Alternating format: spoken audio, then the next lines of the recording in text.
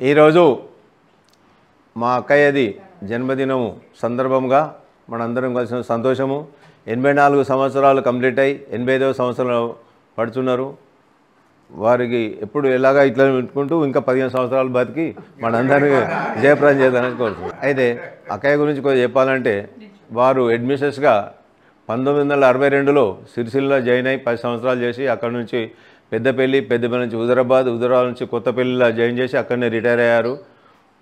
వారు ఎక్కడ పనిచేసినా అని బెస్ట్ అవార్డు బెస్ట్ వర్కర్గా పేరు పొందారు.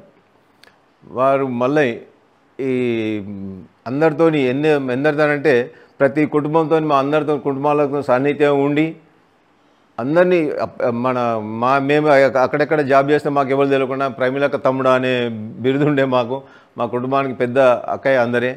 పుట్టినింట్లో కానీ మెట్టినింట్లో కానీ అక్కయ్య ఎన్నో కుటుంబాలను డెవలప్ చేసినారు, ఆదుకున్నారు, సహాయం చేసినారు. మా అందరినీ మొన్న రీసెంట్గా కూడా మా